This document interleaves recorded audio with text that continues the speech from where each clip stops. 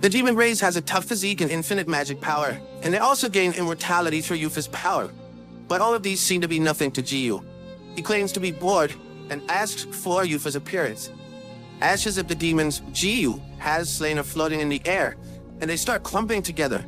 The remains have bundled and recreated each demon that Jiyu just killed. This occurrence confuses Jiyu because the demons revived even with all the holy attacks he did. Holy attacks that literally looked unholy. Luna explains the demons will still revive if Yufa has MP or mana points. Thinking it's an endurance test, Jiyu repeats more holy swing-up attacks. Please don't. Our eyes can't take it anymore. Luna makes Jiyu stop, explaining that it's useless and that Jiyu should take Yufa down for efficiency's sake. Jiyu comments that Luna doesn't want him to use his skill. I'm sorry, but I'm with Luna on this one. Jiyu asks how he can get to the demon world, and Captain Love says Jiyu might be able to make it there using the large portal above them. Jiyu seems to favor the idea, but Luna stops these thoughts by saying it's a one-way portal. Going through it would only make them stuck between dimensions, and Luna ridicules Love's suggestion. She doesn't let the chance to curse at Love slip away. This angers Love, asking how she was supposed to know it when no Chrono Life user ever made it to the demon world. Luna only smiles as she says being a goddess lets her travel between dimensions. That's an incredible perk. As she says this, she reaches out a hand to Jiyu. She tells him to take her hand, and she'll take him to Yufa. She says it's the reason why she came to see Jiyu. Confused, Jiyu almost blurted out about the item Luna gave him. Luna glares at him, and he manages to stop himself. Thinking it must have been imperative, Jiyu grabs Luna's hand and tells her to take him to the demon world. Do they really have to hold hands? Lo is surprised by Jiyu's decision. Jiyu explains that he has no choice if he wants to defeat Yufa. At this time, Luna is busy looking at Jiyu's hand holding hers. She blushes, grins, and cheerfully asks Jiyu if they can go. Still shocked, Love tries to come with them, but Luna cuts her off. With a happy face, Luna claims there's no more space in her party, and she can only take one person with her. You just want to monopolize Jiyu. Luna irritates Love more by leaning her head on Jiyu's shoulder and announcing they'll see Love after their gate. And like an innocent boy, Jiyu blushes at Luna's words. Luna activates her skill dimensional shift, and the two of them disappear. With this incident, Love swears that Luna is now her sworn enemy. Sorry, Love seems like the goddess of life has the upper hand in this arc. In the demon world, Jiyu and Luna appear in a flash. Jiyu looks around a bit before looking at the altar where Yufa and his party are. Yufa claims that only rage remains in his body and begins his monologue. Before Yufa can continue, a loud boom resounds and a big explosion destroys a part of the demon castle. Jiyu curses the troubled face, saying he totally skipped the cutscene. They're not the only one he skips the cutscene. The throne room is destroyed. There is a large wall in the demon castle. Jiyu looks at Luna and tells her they should return since they're all done. Luna says no since their date has only just begun. Luna's response confuses Jiyu a bit. Yufa compliments Jiyu, saying that even a previous Demon King didn't possess this much power. Jiyu was shocked that Yufa could dodge his attack when his stats are already maxed out. Yufa lifts his sword and lectures Jiyu that attacking and dodging don't only rely upon stats. With a swing, Yufa strikes Jiyu using Crescent Slash. Yufa continues his talk, saying one should observe the opponent to predict their attacks. Jiyu suddenly appears behind Yufa, thanking him for the advice. This completely surprises Yufa, and he swings his sword toward Jiyu. Jiyu once again disappears, confusing Yufa. A voice comes from below, taking Yufa's attention. Below Yufa, Jiyu's head is between his legs, smiling with a really creepy face. You really can't stop yourself from being disgusting for just one chapter? Seeing Jiyu, Yufa quickly stabs his sword at Jiyu's head, but Jiyu instantly escapes. Too bad it missed. Our MC fits the description of a cockroach who moves too fast that he can't kill it. Jiyu laughs, claiming having a high agility stat makes the game of toying with the enemy so fun. Yufa can only glare at Jiyu at his remark. In Front Village, Love curses Umis for leaving her alone with the flying demons. She accidentally trips on her own foot, and a demon looms over her. Love remembers how Undi's left with that woman she hates. Love clenches her teeth in irritation and stands up. She thinks about how that woman leaned her head on Umis, making Undi's blush. With annoyance for Luna, Love punches the demon with her fist. Great way to release some stress. The demons attacking the village right now are at least level 100 and above. As a level 25, Love's attacks wouldn't work, but since she has the Knuckles of the Ascended, she gets a power that equals more than 100 extra levels.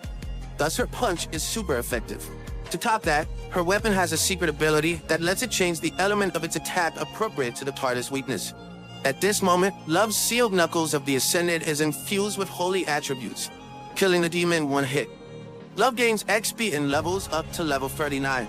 Aside from the basic XP, she gains bonuses for participating in the main quest. The Ascended weapon is starting to show its OP aspect. Still irritated, Love calls on the demons to be her sandbags. The problem with this is that there are a lot of demons. Love can only sigh as she sees this. It promises Undies will become dead meat once he returns. Result, Love closes her eyes as a demon hoof looms over her. Don't give up now, Love. Back in the demon world, Yufa compliments Jiu for being stronger. He also confirms that Jiu's stats are higher than his. Knowing this, Jiu asks Yufa if he could just take the hit and die, so they wouldn't waste more time. Yufa says this is like all the reckless, hopeless battles he fought before. His undead party appears behind him, and Yufa claims they'll emerge victorious. You still haven't fought Jiu, so it'll definitely be different. Jiu and Eurus look at them blankly. Jiu then says that Yufa only wins because he has his party, making Eurus laugh. Jiu claims that warriors should fight one-on-one. Eurus comments that Yufa's idea of an honorable battle means ganging up on his opponent. Luna advises Jiu to be careful, saying that the warrior party has a 100% success rate when going into raids, and has never lost. To win, Luna offers to do it together. You're still sus since you're the one who revived Yufa. Is this your goal? Waking an enemy so that you'll get to party with Undies? Real sus. Love's eyes are closed or waiting to get crushed. But it doesn't happen. So she takes a peek and sees that the demon's leg is cut off. Hong appears, activating her Moonlight Assault skill, slaying the demon. Hong removes her mask and asks for Love if she's okay. Love is glad to see her, but this was not the time for a chat because a horde of demons was coming their way. Like the classic cliche of humans versus demons, Hong remembers her interaction with a player in real life and thought of quitting. Hong smiles as she says that Chrono Life is really interesting. Hong shouts to every member of the Righteous Bandits Guild to turn off their stealth mode and enter battle mode to protect the front village. With the enemy demons receiving the protection of immortality, she commands everyone to cover their weapons with holy water. Hong declares war on the demons, and every guild member follows her orders. I'm literally tearing up with excitement. Hong's guild members attack the demons, and Love is amazed by the guild's cooperation. Hong says that it's only the second time she's using it since she became the guild leader, and the first time was when they fought with Love's boyfriend. Love blushed and sparkled when Hong called Undies Love's boyfriend. But too easy to please Love. Hong tells Love that there are others there. A flash from an air shot and hit multiple demons simultaneously. Hawkeye, the leader of the Justice Guild, appears with his guild. Hong says this battle requires all forces, and Love sees that all the top 5 guilds are in the fight against the demons. And war has broken out in the lands of Chrono. Avengers assemble. A large explosion comes from the demon castle. The undead bard strums and activates the Psalm of the Seraphim to increase the warrior party's speed. If a second verse is played, a hidden effect will also activate. The skill effects amaze Jiu, and Luna explains it's one of the bard's ultimate skills that alters time. Luna then urges Jiu to form a party with her, but Jiu only glares at her. Jiu then raises a finger and curses at Luna. Jiu reminds her that he'll not party with her, since there might be a scheme behind it. And Jiu proudly says he can take them on his own. Jiu pauses, then suddenly dashes towards the warrior party with his 99,999 agility. He stops before the bard and says the support must go first in any game. But before hitting the bard, he crosses weapons with Yufa. Yufa deflects Jiu's attack, causing Jiu to stumble and miss. Eurus comments that Yufa turning his sword was smart. Luna says it's called perfect parrying. Wait, she really can see Eurus from back then. Eurus is taking a physical form, but she's not even shocked to see her talk to him. Luna continues her explanation, saying it's Yufa's best skill. Eurus yells, saying that Yufa is too OP. Luna points out that Jiu can only pierce the parrying if he attacks faster continuously. The bard's skill, the Psalm of the Seraphim, activates its buff effect. It rapidly increases the warrior party's speed by altering the time axis. It's okay as long as they don't regress. Jiu only thought that Yufa was a bit faster with the buff. Still, Yufa activated his hidden skill, Glory of the Brave Warrior. It lets him sacrifice a large amount of HP to increase his stats twice the amount. Yufa sprints toward Jiu and hits him multiple times with his sword. Jiu may look worried, but he's enjoying himself, comparing Yufa to a cat who chases after a cat toy at Jiu's hands. It is then that Jiu realizes that the mage of the warrior party is casting a spell. The clouds in the sky swirl and rumbles, and a meteor appears. Jiu expresses his amazement at the ultimate fire skill. Jiu says he can dodge it with his agility stat, even with his eyes closed, but it would be a hassle. Jiu raises his wooden stick and uses swing up.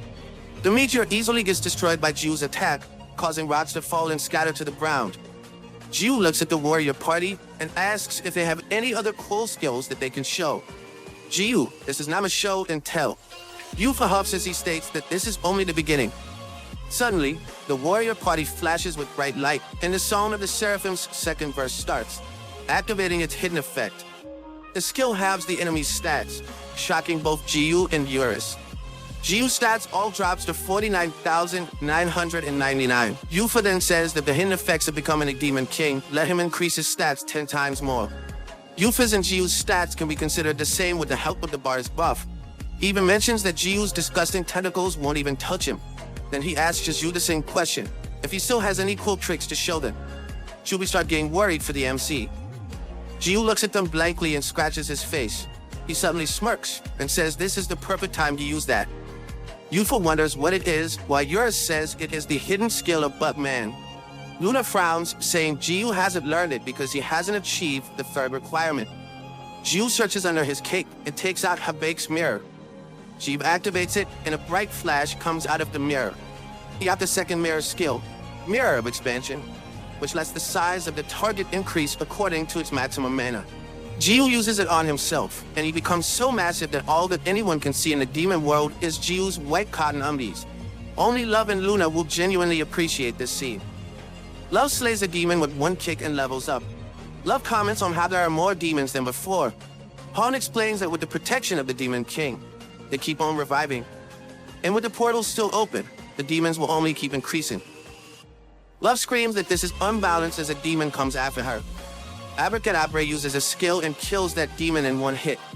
Abracadabra claims that the only way to clear the quest is to slay Yufa of Rage. Hearing this, Love suggests that they should all just log out. Abra girl, your character name is too long. We'll just call you Abra. Abra informs Love that doing that will burn the world to ashes, ending the human world and turning it into another demon world. This worried Love, and she looked at Han. Love says the game developers can just reset everything, but Han says otherwise. Han reminds Love of the previous announcement. This means that whatever happens in the game is determined by the user's actions within the game. And even if the world ends, the game developers won't restore it to how it was. Chrono Life will shut down if it has to. Real-world game companies would never do this. Love rants when she hears this, while Han only says this is precisely why she likes the game. She enjoys the thrills it gives.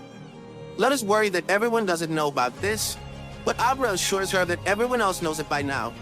Many players are already fighting the demons, even if they're not part of the 5 main guilds. This is all to protect the world. Or not. Some players are too excited with the item drops and EXP. Back in the demon world, Yufa looks at Undies, thinking that Jiu must be over 10,000 meters. The bard continues to strum and activates the highlight effect of the Song of the Seraphim to reduce Jiu's stats to 1/5 of its maximum. Yours rents, saying the human factor should give Jiu immunity to this debuff. Luna explains that the skill used isn't precisely a status effect. Instead, it alters the time around the target. Luna says it might be OP, but it doesn't work now because Jiu is out of the skill range. Luna is undoubtedly enjoying the view right now. Jiu's big face is shrouded by darkness as he calls for Yufa. He asks if Yufa can still parry his attacks. Jiu mocks Yufa as he looms over the demon world. He's definitely bigger than a titan. Yufa can only clench his sword as he looks up at Jiu. Jiu raises his wooden stick, thinking about where he should swing.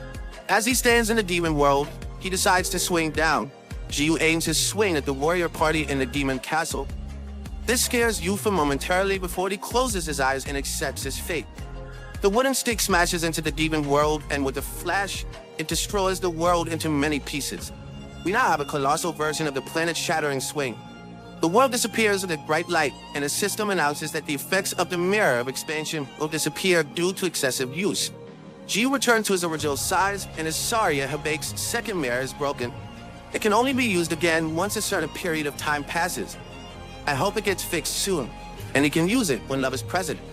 I would love to see Love's reaction when Jiu acts like a colossal titan.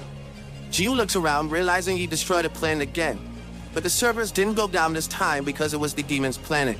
Eurus appears glad that Jiu was back to standard size. Jiu comments that Eurus is still alive, and Eurus says it's because he's a spirit. Eurus only disappears when the servers are down. The goddess of life also appears, remarking on Jiu's recklessness. She asks how Jiu plans to clean up this mess this time. Jiu also comments on how Luna is still alive. But Luna responds that it's only natural. Our MC probably hopes otherwise. Jiu and Eurus start looking around, thinking Yufa must still be alive. Eurus says Yufa is probably dead, and Jiu says the kind of dialogue only means the enemy's still alive. Yep, Eurus raised a flag right there. They hear a coughing sound and find a tattered Yufa sitting on a rock. Jiu and Eurus laugh, seeing that Yufa really is still alive. Jiu then compares Yufa to a roach who remained active even after the explosion, ending up in space. Space roach. Luna looks down and says that Yufa will soon die because his life force is already fading. Seeing that the quest is as good as complete, Jiu approaches Yufa. Yufa confirms that he's about to die. Hearing this, Jiu starts teasing and mocking Yufa. This, of course, irritates Yufa, claiming that the warriors of the modern day don't have manners. Nope, we have manners. Undies is the only exception. Yufa sighs and admits that Jiu is still the strongest man he has ever met. Yufa then acknowledges his defeat. Back in Front Village, everyone is still fighting and about to reach their limits. Hawkeye encourages his members to hold on longer and to keep going because their role isn't to win, but to buy undies the time he needs to defeat Yufa. The demons are probably still there because Yufa is not yet totally dead at the moment. Love is already tired and has received a fatal wound, worrying Hong. Hong realizes that everyone has already reached their limits. Panicking, Hong gets grabbed by a demon, thinking it might be the end for everyone. The hand holding on to Hong unexpectedly turns into ashes. Every demon screams its anguish as they disintegrate into dust. Love, still tired, compliments Undies for winning his fight. Back in outer space, Yufa glows brightly, saying he'll disappear soon. She looks at him and suddenly asks Yufa a question. He asks how Yufa ended up hating humans after killing the Demon King. I'm also curious about this. Yufa answers that it's not a very interesting story. He claims that being extraordinary made everyone love and envy him. Tears drop from his eyes as he says he loves humans more than anyone. But it seems that those humans Yufa loved so much ended up betraying him. This is probably why he doesn't feel bad about turning his friends into undead like him. Luna looks over, thinking how Yufa loves humans more than anyone. Yufa completely disappears, and the system announces that the main quest is cleared. Jiu receives the rewards for clearing the main quest. As the main contributor and slaying Yufa on his own, Jiu receives additional rewards. From afar, something sparkles so bright as it comes closer to Jiu. With long golden hair and slippers, the man greets Jiu. Jiu recognizes him as the being who calls himself God. The head honcho, who can still exist even with the servers down, is back. God compliments Jiu for taking Yufa down, saying he has additional rewards for Jiu. The system interface appears and offers Jiu two choices. Jiu can choose to advance to one of the 7 sins, or he can choose to remain human.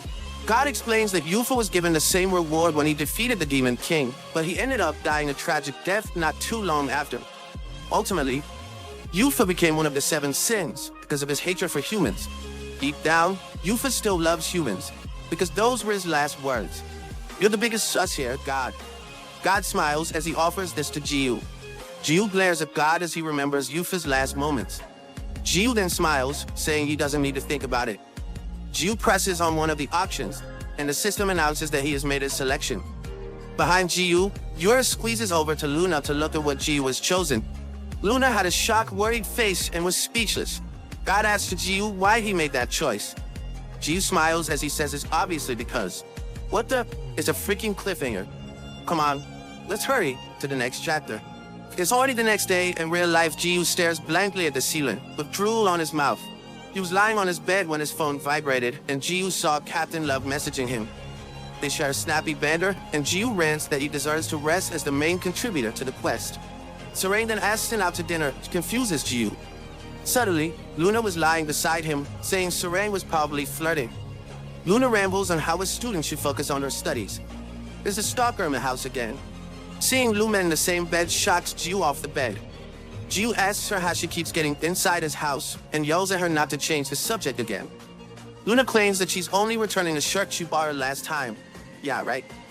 Jiu wondered if he lent her a shirt, then remember how Luna looked back. Jiu blushes and asks Luna if the shirt she wore back then was his.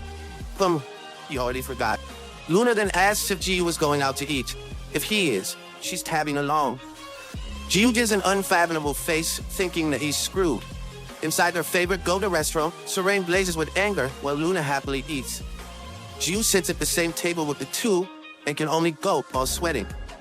With a devil-like face, Sarang asks Jiu why Luna was there, saying it was supposed to be just the two of them. Jiu sweats profusely, making up a story that since the two have met in-game, he thought it would be good to have dinner together. Jiu is so confused that he's making up excuses. He says he ran into Roach Lady, so there's nothing to worry about. Yu's like a boyfriend trying to calm down his angry girlfriend. Seeing this interaction, Luna reveals they were lying together in bed a few moments ago. She's adding more wood to the fire. Jiu can only look likely at Luna for saying this. This angers Sarang more, and she starts questioning Jiu. Jiu can only think how screwed he is at that moment. Luna sighs, saying that Love and Ummies are not dating. So why does Love question him like he is her boyfriend? Sarang falters as she answers that they're in a party, and she's the party's captain. Then Sarang angrily asks Luna what her relationship is with Undies. Let me answer that.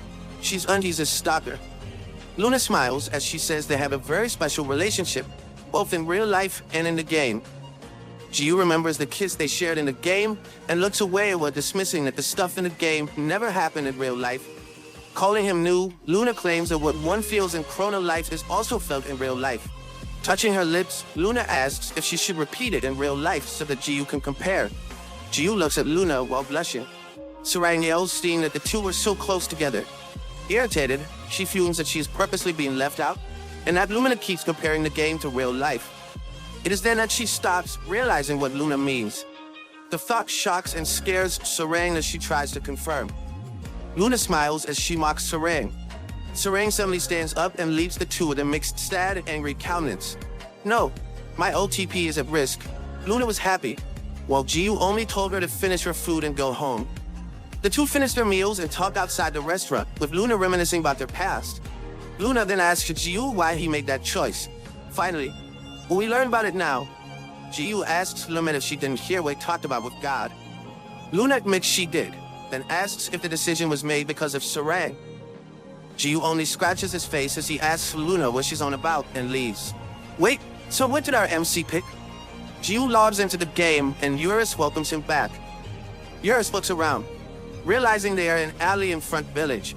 Jiu is relieved he can relax in the game, making Eurus question why Jiu can't do it in real life. Jiu makes a face saying it's hell in the real world because of Luna and Sarang fighting. A wooden stick suddenly falls beside Jiu, making Jiu look at the person who threw it. The person is the bold kid who gave Jiu his current weapon. Seeing him shock Jiu, saying that it was him. Our Lord has appeared. Thank you for blessing our MC with that wooden stick. At the Chrono Life headquarters, CEO Choi watches over the meeting of Jiu and the bald kid. A staff member inquires what he should do, and the CEO only responds to keep watch on him. The CEO watches, thinking about how, of all times, these two meet now. He then questions if this is a prank by the gods above. Jiu was so happy to meet with his benefactor once again. Jiu asks how he has been, but the bald kid can only stare at Jiu, not recognizing him. Jiu then tells about how he reinforced all his equipment, but it all got destroyed, and how the bald kid gave him the wooden stick he has now. The kid remembers after a while, and the two did communicate about Jiu's golden statue. Eurus then appears, shocking the kid. Jiu then talks about Eurus. Eurus grumbles about how he should be revered, but the kid just hugs him tight. I wonder why our Lord couldn't speak. Happy, Jiu clenches his wooden stick and expresses his gratitude for receiving the stick that day. Feeling comfortable, Jiu starts to tell the kid everything that happened to him from the day he received the wooden stick. He found it strange that he could easily open up to this kid, being able to tell everything about his life. They reach the point where Jiu says he has to choose between becoming one of the 7 sins or staying human. The curiosity about Jiwoo's choice is apparent on the child's face, and Jiwoo reveals that he chose to remain human. Too bad, he would have been perfect as greed, or is the sin already taken? The kid is still curious about why Jiwoo chose this. Jiwoo stands up, saying they'll talk about it next time. Jiwoo says that he has something to give to the kid. Yours is now so comfortable with the kid's hug that he calmly eats his meat. With a flash in his hand, Jiwoo summons all the ascended weapons. The kid gets wide-eyed seeing all the ascended weapons on the floor. Jiwoo says that all of these are for the kid since he doesn't really need them because he has the wooden stick. The kid waves to Jiwoo, rejecting his gifts. Jiwoo asks why since the weapons are worth a time. The kid thinks about it and writes on paper, and then gives it to Jiwoo. In real life, Jiwoo goes to the address written on the paper the kid gave him. What awaits him is totally unexpected. The person he opened up to and told his life story is sitting on a bed with life support. And she is a dumb girl with an incurable disease who only has 2 weeks to live. I'm getting some Asuna and Yuki vibes here. Let's prepare some tissues first. Jiwoo enters the room, and the sick girl pats the space beside her. Understanding her, Jiwoo sits down. The girl writes on a sketch pad, apologizing to Jiwoo for simply giving him an address. But she really just wants to meet him. She also apologizes that she can only communicate this way because of her sickness. Jiwoo assures her that it's okay. The girl scribbles and tells Jiwoo how much fun she had when she listened to his story.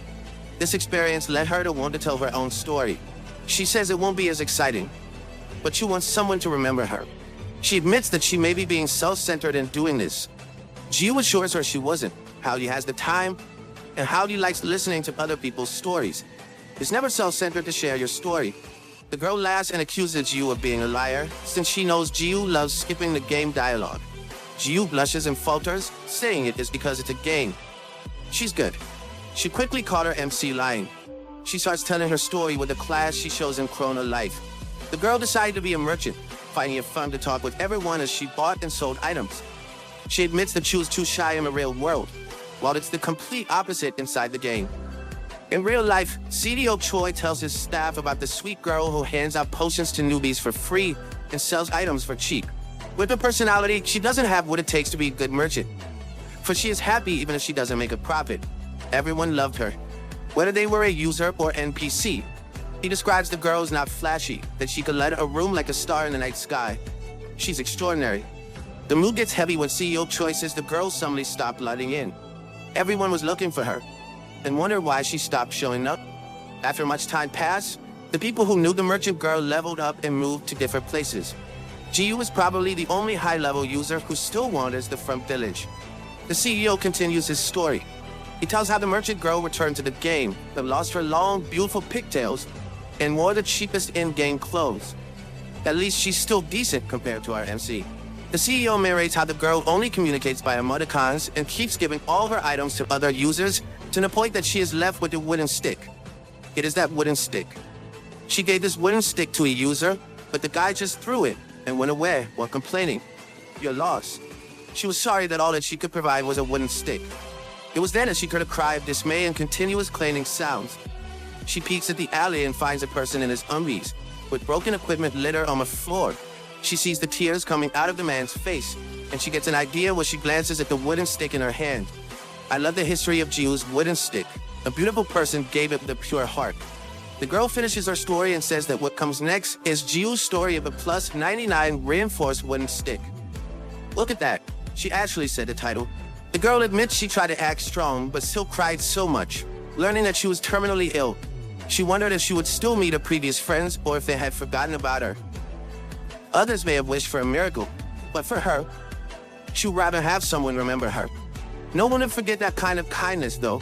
Jiwoo runs home and immediately logs into Chrono Life. He goes to where Yur's Legion is and repeatedly slays every monster. Yurus looked at Jiwoo, asking if he was okay, thinking how he had never seen Jiwoo get so emotional like this. He wonders why Jiwoo was conducting a killing spree. Stress reliever. Jiwoo slays numerous monsters as he remembers his talk with the merchant girl. The girl's disease is extremely rare, and the surgery fees would be enormous. Jiwoo suddenly says that he'll pay for it, even if it costs more than millions. He urges her to get the surgery. Oh, so he's hoping to accumulate money for the girl's surgery. Jiwoo stands sweating amidst the drops of dead monsters. He remembers how the girl was initially stubborn, thinking she was being given false hope. With a 30% chance to live after the surgery, the girl cries as she admits she is scared of not having 2 weeks left if she takes the surgery. Ji assures her that she will live, and that no one will forget her. Even I feel afraid. Instead of feeling reassured, the girl bursts into more tears, telling Ji that it isn't simple, and that he doesn't know what it's like to be sick like this. She describes how your whole world falls apart when you are sick, affecting your family, friends, and entire life. Back in the game, the goddess of life appears, and Yura's comments on how she always seems to be appearing lately. Yeah, she keeps disrupting my OTP. Luna says it's not like her to frequently appear, because it takes away the mysterious vibe. She's here only to help. It's really hard to believe her. Luna steps beside Jiyu and lets him know that she has prepared everything. In the real world, the girl sits on her hospital bed. Her knees are up and her face is down on her arms. She remembers her talk with Jiyu.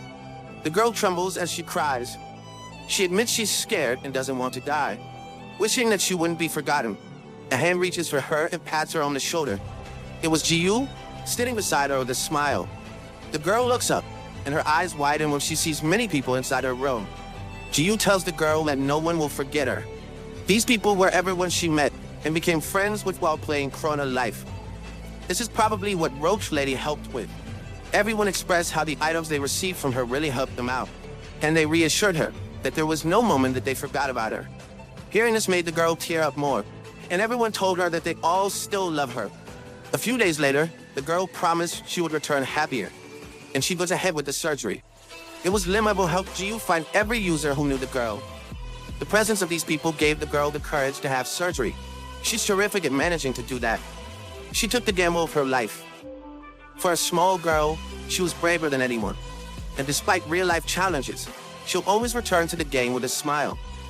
A smile that would light up a room and bring warmth to everyone's hearts. A kind, generous girl merchant who can make a profit.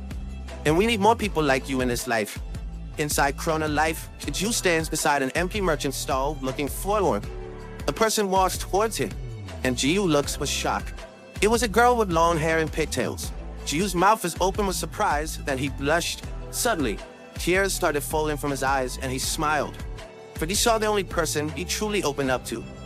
And that girl was the Starlight Flower.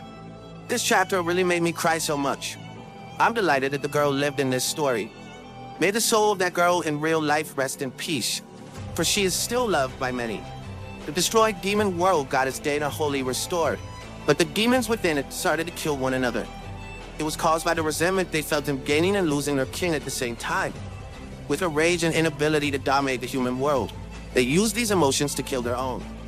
Death, the demon king's right hand, watches over them, worried about how to go from here, though it doesn't appear on his face. Thinking of how to calm every demon, he pulls out the essence of the Demon King, the jewel that will let one advance to the hidden class of Demon King. Picking it up earlier near the Demon King's castle, he is thankful it wasn't at least sealed in the blade of the brave warrior like before. With that ore, there's still someone who's bound to become the Demon King. Will it be one of the surviving demons? Thinking that he couldn't just hand it to anyone, Death wonders if there's anyone appropriate for the role. I honestly thought that Death would just use it on himself. Dad suddenly thought of Jiyu. He thought of Jiyu's disgusting face with a tentacle from his mouth, Jiyu's unholy-like skill, Jiyu's devil-like look as he loomed over the demon world, and the time Jiyu shoved his ugly face in between Yufa's legs. Death's eyes suddenly leer, and a smirk forms in his mouth. He just thought of the perfect candidate. I must say, he is indeed the perfect candidate. In the human world of Chrono Life, Jiyu is slaying bunny bears with only 0.0001% of his power.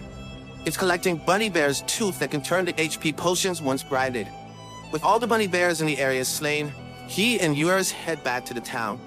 Where will you use those? It's not like you need to.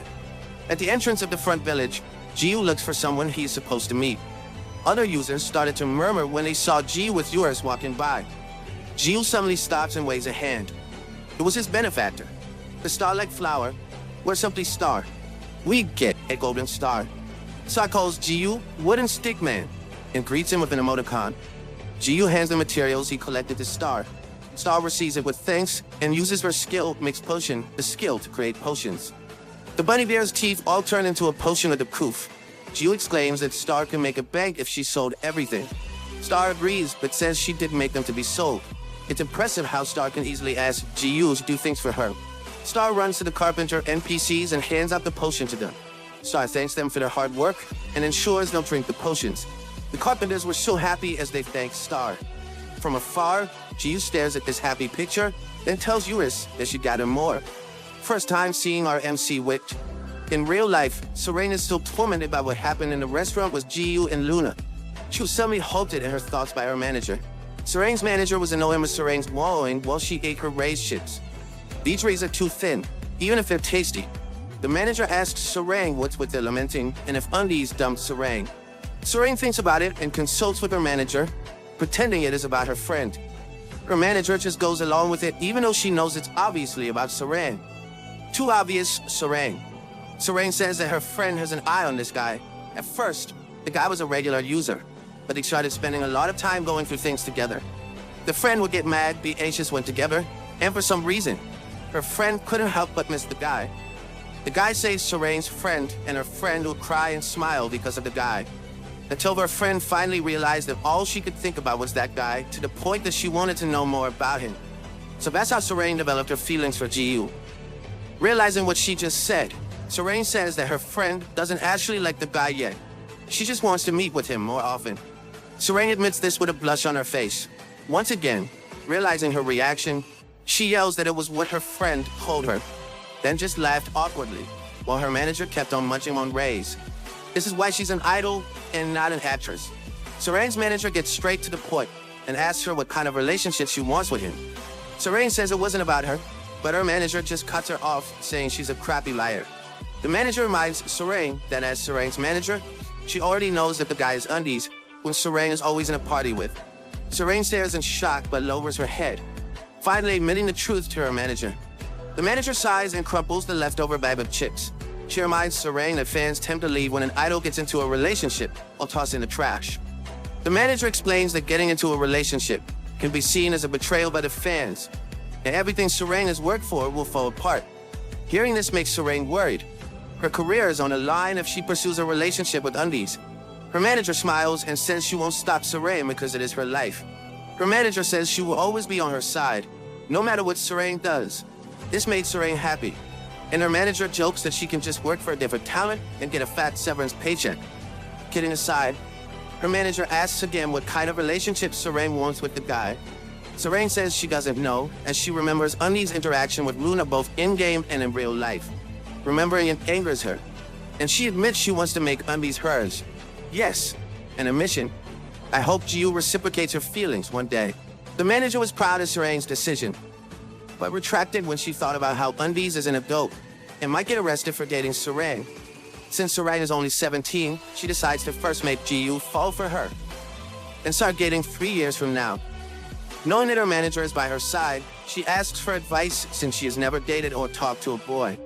Her manager agrees and Serene decides to log in and meet with Undies. And Serene asks her manager to advise her through the game chat. As Serene logs in, her manager gets her phone and uses a search engine. She then types how to get a guy. Serene's manager is actually known as one of the best managers in the industry, but at the same time, she's never been in a relationship since birth. Inside the game, Death is in a human world, looking for Jiu without much plan. As he thinks about how to look for Jiu, he hears loud booming and crashing sounds. Death suddenly smiles, declaring that he has found him. Nearby, Jiu was slaying more bunny bears and grabbing their teeth. He suddenly hears steps. It was Serene, and she killed a bunny bear with a kick. Eurus and Jiu were surprised by Serene's appearance. With a blush on her face, she reaches out her hand to Jiu and gives him some bunny bear teeth. This causes an awkward pause, but Jiu then scratches his face. Love is programmed to log in and look for her crush online like anyone else. While blushing, Jiu apologizes for what happened in the restaurant last time. He was sorry for bringing the roach lady without telling Captain Love. He didn't know that Love and Luna were on bad terms, and to make up for it, Jiu promised to buy lunch next time. Dude, just how thick are you? What would it take for you to realize that 2 chicks are after you? The offer makes Love smile and agrees to the lunch. She then gets close to Undies with a serious smile, making Undies nervous. Love asks if what the roach lady said back then was true. Love asks Undies for an explanation with a smiling, grim face, making him sweat profusely. Jiu says it was nothing, and that nothing which happened. Love leans on Jiu and says that something did happen. Undies shake his head, but Love is not having any of it. and jumps on Undies. Meanwhile, Def floats by and hears Undies screams. Def finally finds Jiyu, but Jiyu is under Love, trying to make Undies spill the truth. Seeing this makes Def think that Love is stronger than Undies. Def is so amazed to find someone who can dominate the man who has split the skull of Demon King Yufa.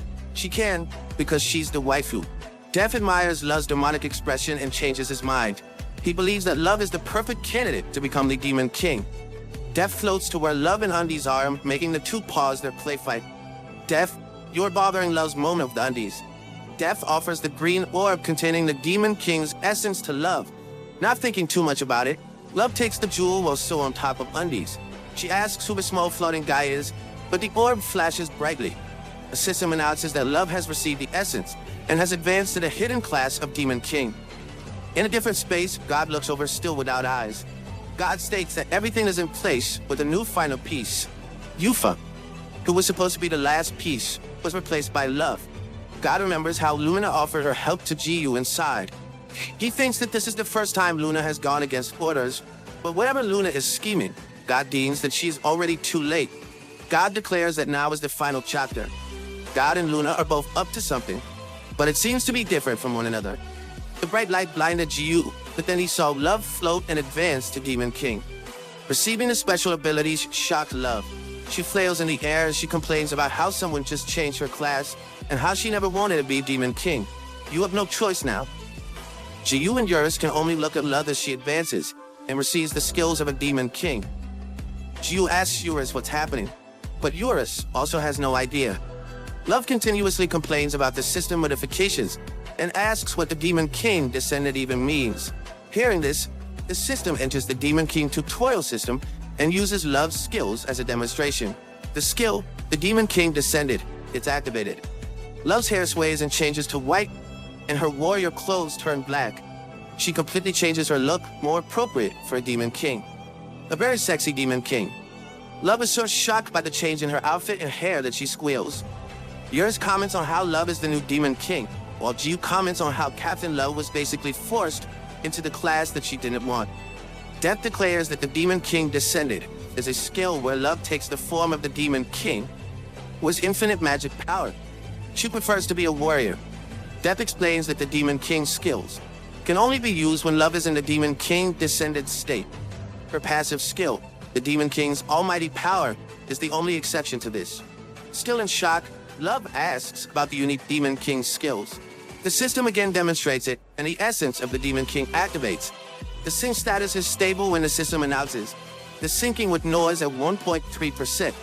4 bat-like wings spread from Love's back, warm horns grew from her head, and her eyes turned red. The skill activation of this cool effects rumbles, making Eurus and Jiyu amazed as they watch her with the popcorn. I suggest you guys grab your own popcorn as you watch this. With snap, Love speaks only one word: annihilate. A ball of red light forms at the end of her finger and grows bigger. The red light shoots from Love's finger, causing a massive explosion in the distance. Annihilation is one of the hidden skills of a Demon King, which lets them gather infinite magic power to release a powerful beam. The downside is that it takes time to charge up. Kind of like Yusuke's ray gun from Yu Yu Hakusho. Love was shocked and speechless after the skill demonstration. As she drops to the ground, her horns and wings disappear. Jiyu was excited about the demonstration as he commented on how awesome and strong Captain Love was. It's a totally different reaction from Love's response. Love looks at Undies and asks him what she should do now in a faltering voice. Love is so worried about what to do. She asks if it means she must fight against humans, and if she has to fight it. Jiyu scratched the back of his head as he thought about it. Love clearly doesn't want to be at odds with the other users.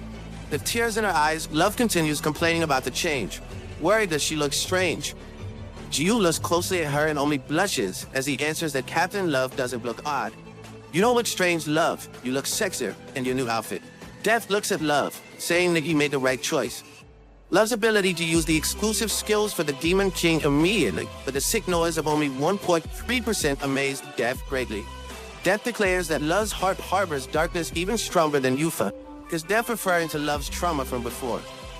Irritated, Love yells at Death as she pulls on its face. Love screams at Death to turn her back to normal, with his face still being stretched. Death says he can't do that because the essence of the Demon King will only leave her body once she dies. Dev further explains that as the Demon King, she is now considered a unique boss monster, meaning its character deletion when she dies. While Love panics, Jiu is chill and smiling as he looks at Love and Dev. Jiu comments on how Dev looks squishy, and that he also wants to pinch him. This gets Yura's attention, and he frowns at Jiu. Someone's jealous.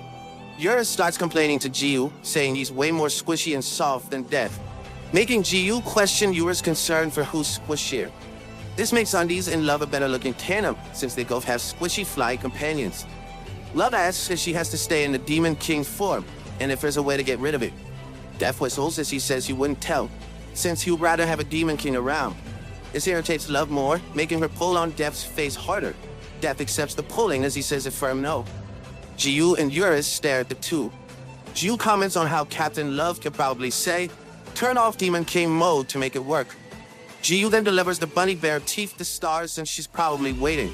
Yuris says Jiu is almost like a big brother, but Jiu asks what kind of big brother is actually nice to his sister. The rare ones do exist, though I'm not one of them. In one of the main 3 castles of Chrono Life, soldiers patrol on top of the walls of Castle Arden. The soldiers suddenly hear rumbling sounds as a monster-like being runs toward the castle. The soldiers are perplexed by this sight. Suddenly, it jumps up to the walls of Castle Arden. Seeing it up close shocked the soldiers. They were only able to shout as they got slain immediately.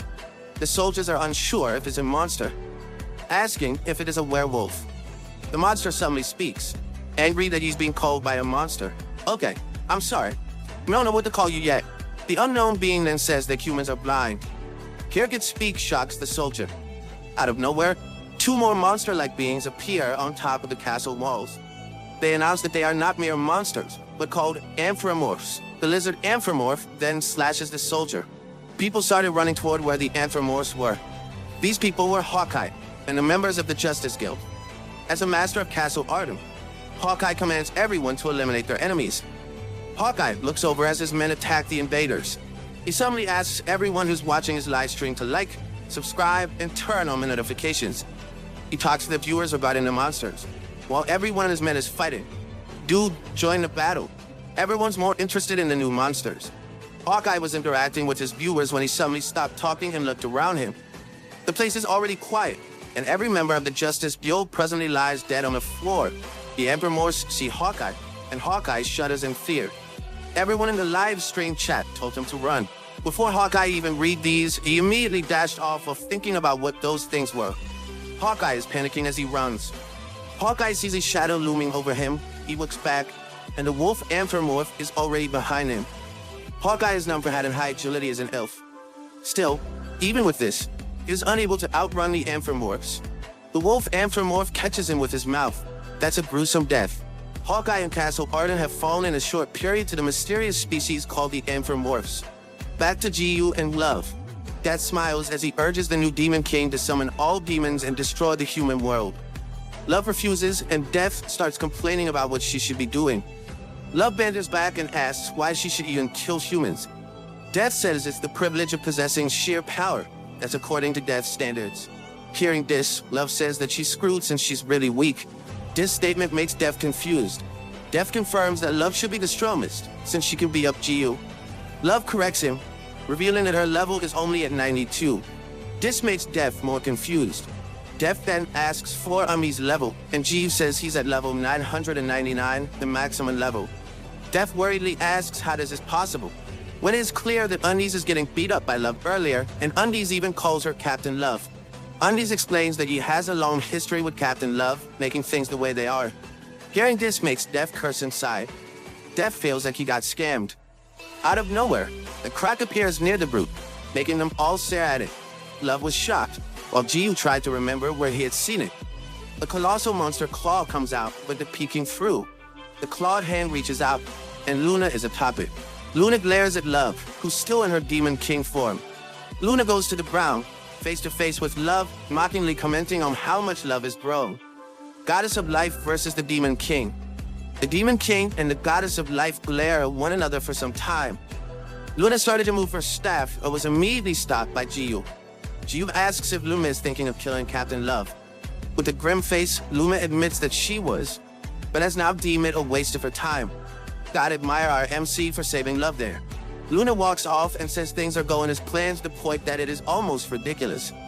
Only then did Love realize that she almost died and got her character deleted if Undies hadn't intervened.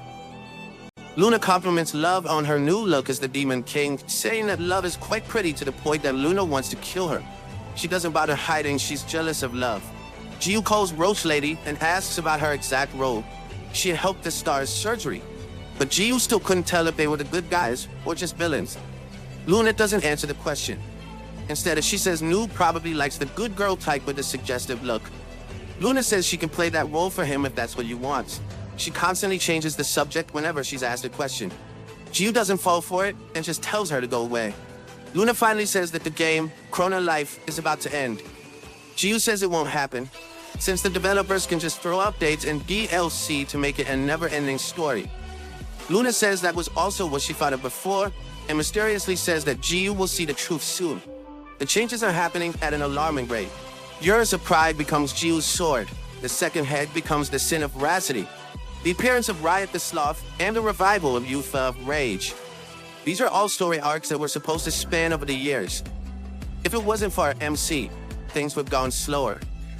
Luna explains that the regular player would have a hard time in the main quest of defeating Yufa.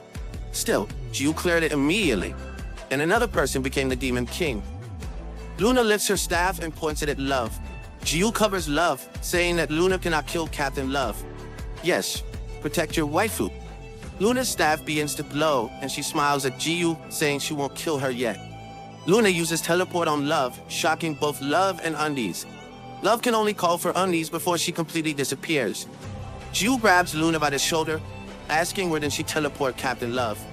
Luna smiles, as she answers that it's to the final chapter. No, you didn't. Luna won't kill Love because she thinks someone else can do the job for her. Love coughs as she opens her eyes. She sees dead bodies on top of Castle Wall. Love has been transported to Castle Arden. Back to where Jiu and Luna is, Jiu asks Luna why she would send Love there, and Luna explains it is the first challenge of the final chapter, the Amphimorphs. So how many challenges are there in the final chapter? In Castle Arden, a shadow looms over Love, and she sees the wolf Amphimorph behind her. Jiu only smirks since he knows Captain Love will not lose over some furries. Luna looks at the hand Jiu lifts from her shoulder, feeling disappointed. She touches the shoulder Jiu just touched, and replies that Jiu isn't exactly wrong. She really fancies Undies. Feeling more swift and light, Love uses the Falling Dragon strike on the Amphimorph. She thinks that she can take on any enemy. The Amphimorph says that it does sting a bit as it stands up. Love was shocked that it talked, and she realized that it was no ordinary werewolf. Simultaneously, Luna explains that those Amphimorphs are different. They were born 10 times stronger than humans. Jiu realizes those furries would have the same stats as the Demon King. Luna says that if the story progressed as it was supposed to, Amphimorphs would appear 10 years from now. As a new Demon King, she will have difficulty taking them on. But why does Love have to face them? Luna's on a power trip. The Amphimorph activates a skill, Claw of the Beast, and slashes at Love. Love immediately dodges, avoiding the attack that can easily split a forest in half. The Amphimorph activates another skill, Hunt of the Beast, gathering power in its claws and unleashing it in a slash attack, causing a big explosion. Jiu comments that the balancing of the game sucks. This makes Luna frown with shock, saying that Jiu should be the last person to talk about game balance. She had the same reaction as Eurus did from Chapter 18. Luna explains that everything happening in the game has only one root, Jiu. Jiu feels a hint of injustice in this statement. Luna says that Jiu's existence is incredibly invasive in the world of Chrono Life. Still, she admits that there is another option. Luna looks at Jiu's weapon, saying that his plus 99 reinforced wooden stick is the root, but Luna doesn't believe it because it's up to the person who uses it. She makes sense. If it was me, I use it against PT characters instead. Jiu says he doesn't care what other people think, as he pulls out the said wooden stick. He decides to go and save Captain Love. Jiu asks Roach Lady to send him to Castle Arden, but Luna immediately refuses. This irritates Jiu, but he lets it go and thinks of a way to get there directly. Luna acts all cute as she tells him to give up and stay there with her. Jiu ignores Luna as he thinks. He suddenly smirks and meals in front of Luna, showing he's behind her. This shocks Luna as she eyes Jiu's ass. Jiu says he just had a great idea, with a face that screams evil intentions. Luna looks at Jiu's behind. thinking this is a good idea. She suddenly pauses, thinking about what Jiu means. At this point, I think anyone who falls for Jiu is a perv. Jiu suddenly runs really fast in circles. This confuses Luna, thinking he is just spinning in place to the point that he's creating a whirlwind. At the same time, back in Castle Arden, Love is having a hard time with the anthropomorph and is almost reaching her limit. Returning to Jiu and Luna, Luna looks at the whirlwind, wondering if Jiu will fly away. She notices that Jiu has been running for a whole minute, making her realize Jiu's real plan. The system announces that Jiu unlocked all the requirements for the agility stat hidden skill, Speed of Light. Jiu immediately activates the Speed of Light and transports himself to Castle Arden. Jiu smiles and greets Captain Love, saying he's there to save her. Love felt relief and gladness in finding that Unease is there for her. My OTP is coming true. Bye, Roach Lady. Jiu steps toward the anthropomorph and asks how dares harm Captain Love. The wolf anthropomorph only laughs, excited to have another human on her hands. You won't be that happy in a little bit. The other two anthropomorphs make their appearance behind Love and Jiu. The three anthropomorphs start to converse, saying everything is going according to their plan, and they just need to follow orders. Suddenly, the bear anthropomorph dies with Jiu's one hit, surprising the other two. And here I wanted to know who ordered them. Jiu and his impatience. Oh wait, he just killed a bear. Does that mean he finally has the hidden skill for straight stat? With an irritated face, Jiu tells it to shut up since he's dead anyway. This makes the other two shiver and sweat. The two anthropomorphs dashes toward Jiu to attack, and Jiu lifts his wooden stick to retaliate. Before he can attack, Love tells him to stop. Jiu stops and just accepts the skill attacks from the anthropomorphs. He looks at Captain Love, and Love thinks she can help.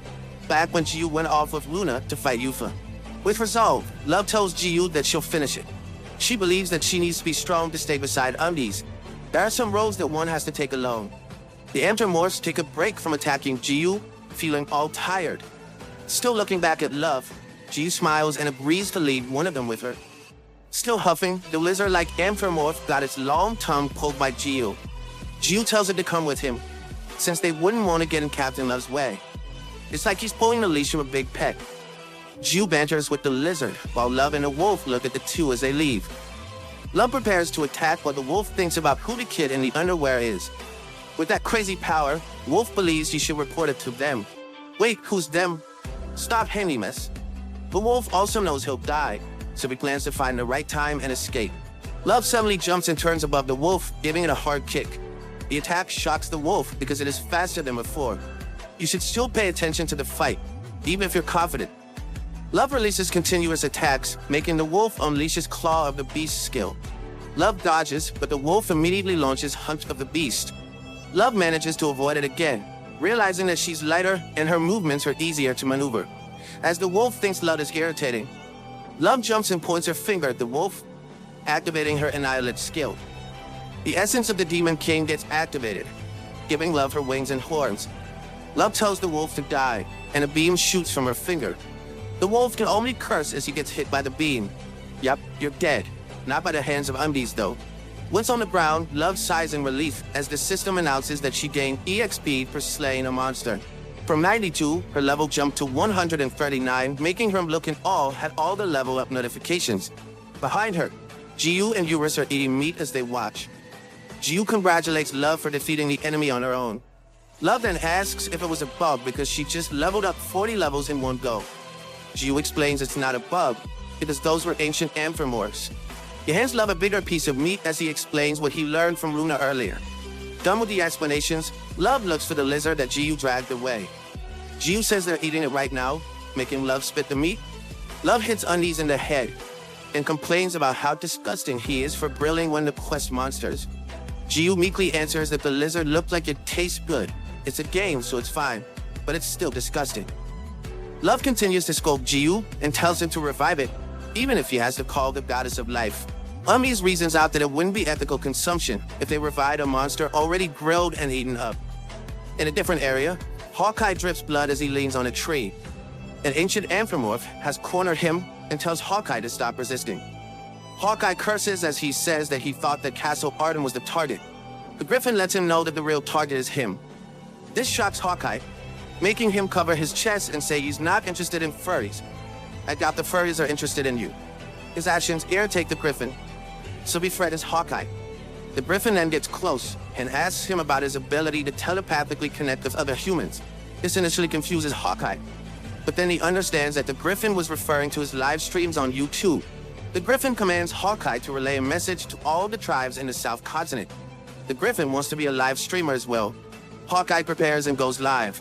He was to quit streaming because of a previous castle ardent annihilation, but was forced to return. Hawkeye calls to the Griffin to let the Anthropomorph speak. The Griffin shocks the viewers and proceeds to greet the South Continent. He introduces himself as an ancient anthropomorph from the Northern Continent. He commands humans win against demons, since the demons have been their enemies since long ago. Is this why Love has to fight them earlier? Then, the Griffin declares that in return for the humans' deed, the anthropomorphs will invade the South Continent in precisely 30 days from now. You shouldn't be attacking them if you're thankful. Getting a month's extension is not a reward. The Griffin then paints a picture of what will happen on that day. To help announce their intentions, the Griffin lets Hawkeye live with the promise of killing him in 30 days. And this ends his live stream. This is the main quest that comes after the invasion of the demons. With its greater difficulty, the users did not receive the announcement well. It became a hot topic worldwide, making Chrono Light's reputation extremely low. It's only natural to hate the game developers at this point, since they wouldn't adjust the game difficulty. In a VR arcade, Holmes sits in one of the capsules. The guy who sat beside her last time sees her and approaches her. He thinks he'll get some brownie points if he's optimistic about the game. He confidently tells Holmes that the game is fun with the significant events happening in a row. With a smile, Holmes curses the game and tells the guy to not talk to her. Insta-kill part 2. Holmes kept smiling while looking at the update, saying they'd crossed the line this time. Rage and hostility have filled the users because of the recent news. Instead of having a good time enjoying the game to relieve stress, it made the users feel powerless. None of the users even contacted customer service because they knew from experience that the developers won't do anything to fix it. In the Chrono Life main office, the CEO laughs as the company becomes a villain once again. He declares that the quest will be easy to clear like the others and bids his users good luck. He literally looks like a villain in this panel. Despite the low users' rating of Chrono Life, they recorded the highest number of users logged in at once. Still stuck in her Demon King form, Love asks Undies if he watched Hawkeye's live stream. She questions if it's possible to grind quickly within a month to fight off the Anthropomorphs. Love speaks in a panicked tone, and Jiu clenches his teeth. He suddenly screams, announcing that he can't take it anymore. Love looks at Undies like he has lost his mind. He long lost his mind, even before he met you. Jiu says that waiting for a whole month to take the quest won't do. With a creepy, excited face, he declares that Undies now goes to the North Continent. Demanding his playtime, Love finds his face disgusting. Yeah, but you still like him. Jiu suddenly activates his skill, Speed of Light, and off he goes, leaving Love behind. Jiu flew off as he laughed excitedly with his creepy face still on. Love looks up from the ground, thinking that the Anthropomorphs should run. Still transporting, Jiu maniacally laughs with his tongue out. He suddenly stops in outer space and looks back with an excited face. He looks at the world, wondering if the land before him is the North Continent. With a big smile, he activates Speed of Light and laughs as he returns to the Earth. Still laughing, Jiu suddenly hits a barrier, cracking his skull. That's got hurt. Jiu moves away and curses, realizing there's a barrier. A system notification appears, saying that the North Continent is currently unreleased, and to please come back next time. This saddens Jiu, as he thinks this is how Chrono Life wants to play it. In the Chrono Life main office, it was CEO Choi's turn to laugh maniacally, as he watched over Undies. That laugh won't last long. They purposely blocked the continent, knowing the Undies kid would do something like this. The staff frowns, and he asks his boss how they said they wouldn't interfere with the user's experience.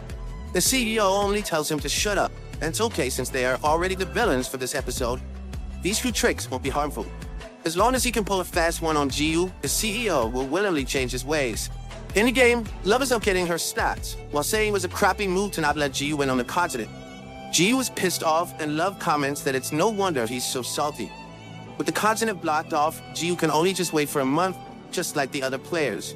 Still annoyed, Jiu asks if he should just break the plan again. This makes the developers flinch as they watch over him. Let's go break the servers. Luna appears, telling Jiu to not do anything he'll regret.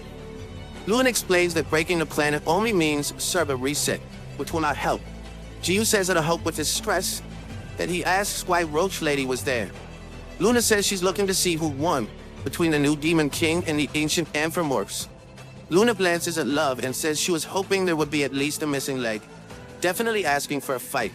This angers Love, making her scream at Luna. Luna only smiles, saying they never properly introduced themselves to each other before.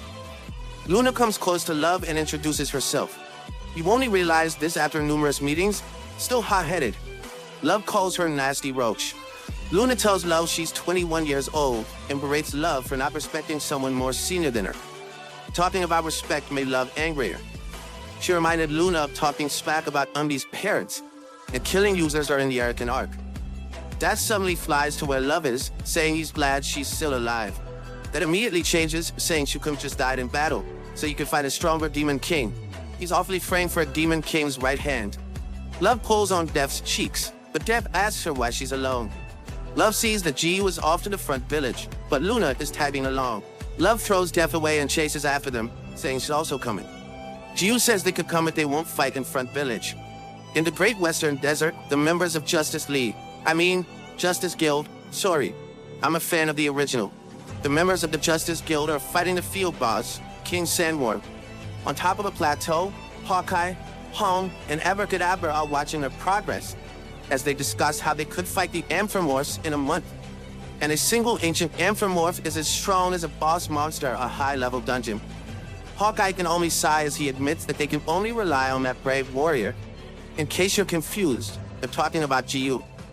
Abra says they should still be prepared, since it would be foolish to rely on someone else in a battle, and this was shown when they fought with the demons, while the brave warrior fought in the demon world. Holmes says she has a good idea that will let them fight against the Anthropomorphs, shocking Hawkeye. Holm admits it would be hard to make up for the 10 years worth of power gap, but her idea might work if they get help from the brave warrior. With a sigh, Holm announces that they should just rely on him. Star welcomes Jiu when they come back to the village. Seeing the two women with Jiu, Star asks if they are Love and Luna. Love asks Jiu who the kid is, and Jiu tells her the whole story. Hearing it made Love cry. You now feel our feels from chapter 35. Love hugs Star tightly, asking if she's all better now. Star says she's okay, and asks a question herself. She asks who Wooden Stickman's girlfriend is, making the three flinch. Jiu pushes a bag of bunny bear teeth to Star to change the subject. Star looks at the two, observing how Love has slowly developed feelings for Wooden Stickman, while Luna has a deep interest in the man. Star adapts a detective costume and poses while thinking. This is one of those love triangles she's seen on TV. Detective Star. Star then whispers to Jiu, asking who he likes better, or if he likes both. She's so open-minded. This makes Jiu blush, saying Star is still too young to talk about this kind of stuff. Star tells Jiu not to be shy, but she's sure Jiu has a hard time since both are beautiful. Then Star asks if there's someone else besides the two. Jiu agrees, and with a straight face, he says that he likes Eurus. Eurus and Star look at Jiu with disbelief, making them question his preference. Jiu tells him he's only kidding. If it was true, Luna and Love would have to compete with Eurus. Suddenly, Jiu starts jumping, thinking of what he should do for a month.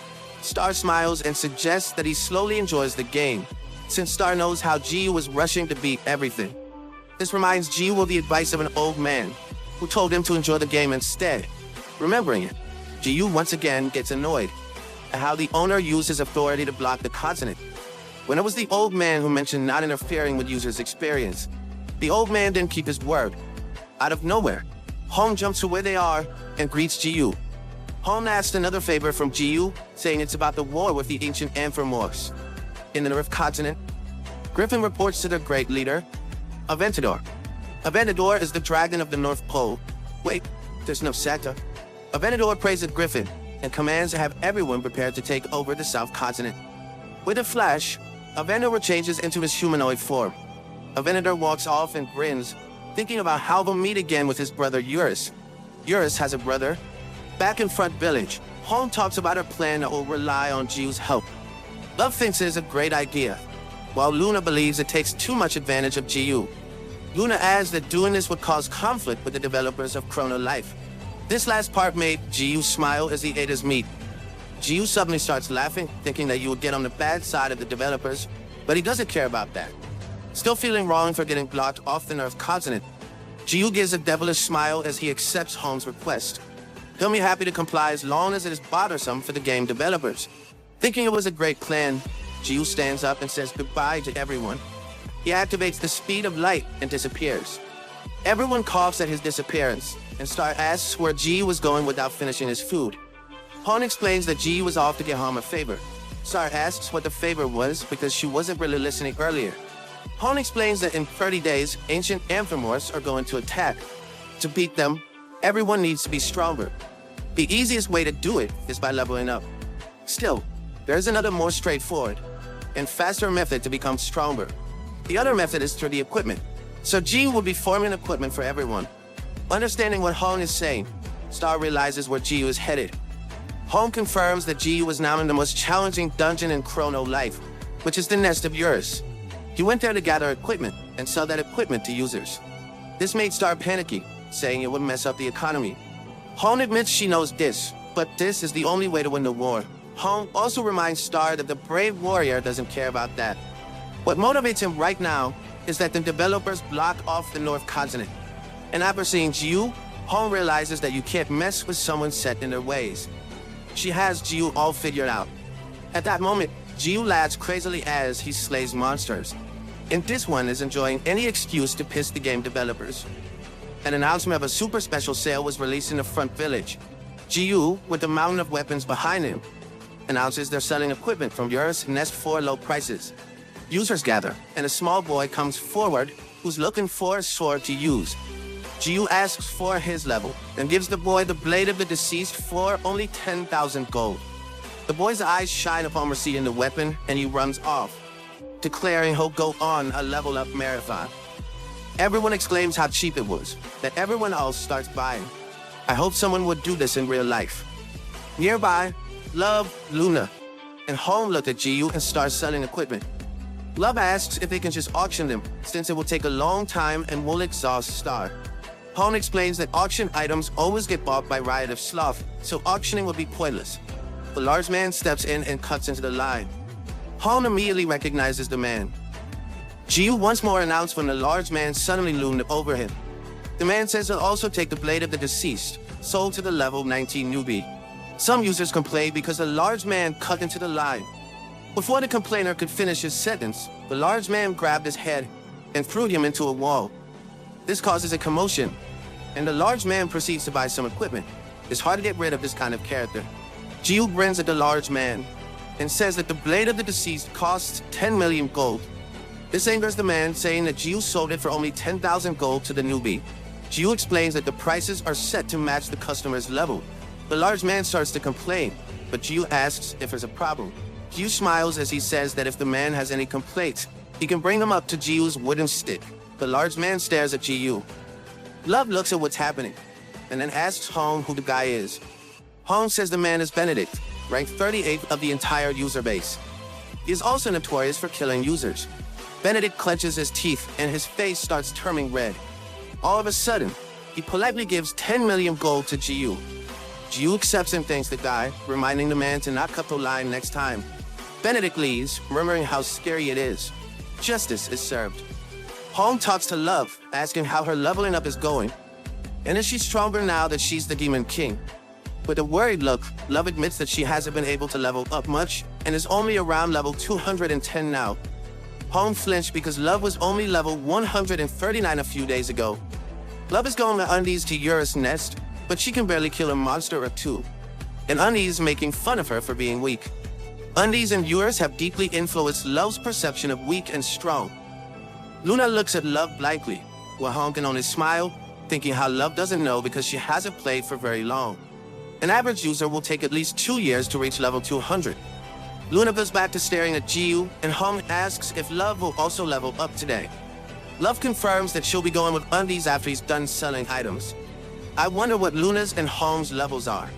Hom wishes Love good luck as she thinks about how they have hope for this war while looking at Love. In a ravine of the deceased, or what is commonly known as Eurus Nest, Love fights with the giant monster. She easily evades, but when tentacles with mouths come out of the numerous mouths, Love expresses her disgust. Love still isn't used to disgusting things, even though she's always around Jiu. Wanting to keep it short, Love activates the essence of the Demon King, charges forward to the enemy, and evades the tentacles. She stops beside its main body and uses Annihilate multiple times on the monster. Upon killing it, Love receives EXP, and the essence of the Demon King deactivates. Behind Love, Jiu compliments her for killing the monster already, and how she's getting faster by the day. Love is happy with the compliment, but when she notices the mountain of dungeon drops behind Jiu, she starts to mope. This kills Love's confidence and tells Jiu to leave her alone now. From afar, Luna looks at how Love and Jiu interact. I am slightly sorry for Luna, but you really shouldn't have done that to Jiu before.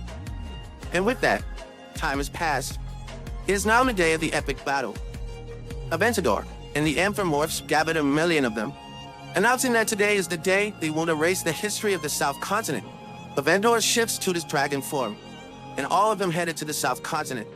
The Castle Arden is the northernmost part of the Chrono Continent, and is a point that Amphimorphs must cross. This makes Castle Arden the first and last point of defense. The members of the Justice Guild are on top of the walls of Castle Arden, and they start sweating when they see an army of Amphimorphs heading their way. They'll duke it out on this battlefield. The approaching Amphimorphs were suddenly attacked on the side. The mages, led by Abracadabra, are on top of the mountain. They cast more offensive spells and release it simultaneously. Griffin starts to protest, but an arrow shot hits it by the ear from the other side. Hawkeye and the other archers are on a different mountain on the opposite side. Hawkeye commands everyone to shoot, making it rain arrows on the Amphimorphs. The big gates of Castle Arden creak open. Suo, the leader of the Cross-Line Guild, and Sately, the leader of the Sacred Guild, led all their troops to fight against the Amphimorphs. It's a good opening strategy for this war. This battle will be recorded as the biggest war in the game, and this war will be ended by a single user. Of course, it'll be up to the MC to finish it. Jiu clenches his wooden stick while flexing his muscles in an unholy pose. Our eyes. Declaring that he has waited too long, Jiu is now ready to slay and swing his wooden stick. Love stops him, saying that swinging his wooden stick will kill everyone. Jiu smiles and says it's okay, since they'll just revive. But it'll be lights out forever for the monsters. It simply means that they win. Love thinks about it, and concludes that Undies has a point. His logic is genuinely remarkable. Declaring that it's time, Jiu starts to swing his wooden stick down. Before he does, he disappears from the battlefield, shocking Love. Jiu gets transported to a blue-colored space. Jiu looks around and realizes he's been there before. Seriously, we're about to get to the good part. God greets Jiu, but Jiu is tired of this god's antics. He wants to return immediately, but God wants to talk to him. God explains that not even a hairy old man can interrupt them because that man is too busy watching over the war. This makes Jiu angry and curses God. Do you want to let anything get in his way after waiting a month? He starts threatening God, making God sweat a lot. With a sigh, God stays firm and says no because Jiu was bound to end everything quickly. So true. Still angry, Jiu accuses God of being a spy sent by the developers. Still, God says he's not in any way associated with Chrono Life. He only brought Jiu that space to fulfill all of the sins. A God is helping out the sins. Back on the battlefield, Sately and Suo are fighting together against the Amphimorphs. Sately deals the most damage, while Suo defends both of them. Suo still deals some damage when possible. The preparations made for 30 days are coming to fruition.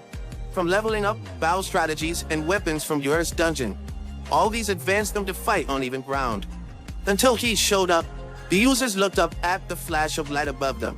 A Venerer collects power in his mouth and throws it to the users. Here comes Yura's brother. In the blue space, Jiu gives God a chance to explain what he means by fulfilling the sins. God says he can't reveal more and gives Jiu a skill in the form of fire. God tosses it to Jiu and explains it is the ember of all creation, which lets him get a view of any place or being he wants. In Jiu's palm, he views the battlefield. Oh, it's a godlike skill. Suo suffered critical damage from protecting himself and Sately from the dragon breath attack from above, and Suo fell to the ground. Sately can only look as Aventador. The dragon of the North Pole descends to the earth. Seeing this view from the ember, Yura squeezes in for a better look. Yura recognized the king of the Amphimorphs, letting you know that the dragon of the North Pole is Aventador, and he's one of the 3 great dragons.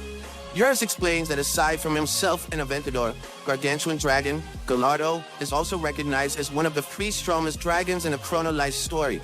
So there's another dragon to meet aside from Aventador.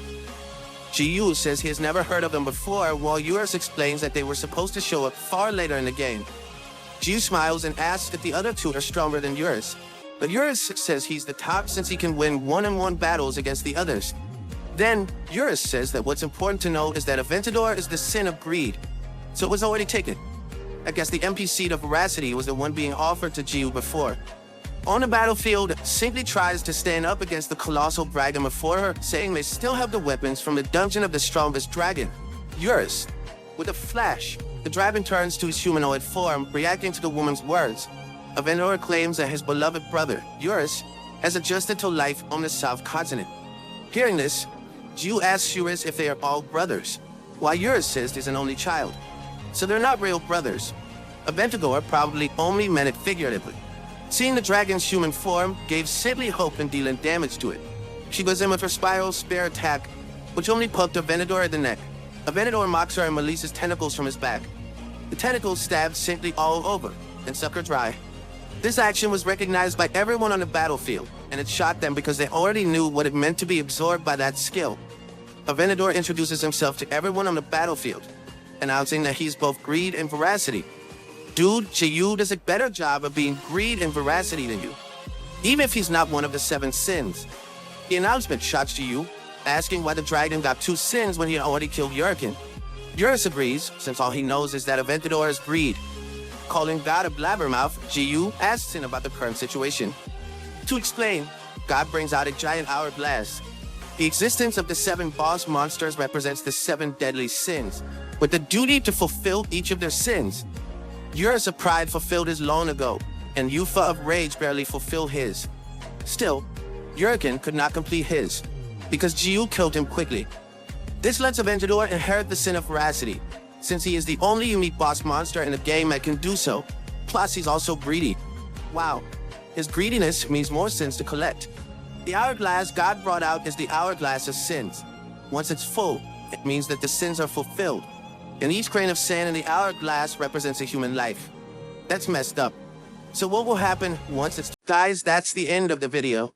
If you liked this video, please leave a comment in the comment section. Also subscribe to the channel and hit the bell icon. Like the video and share it too. Thank you for watching and see you next time again.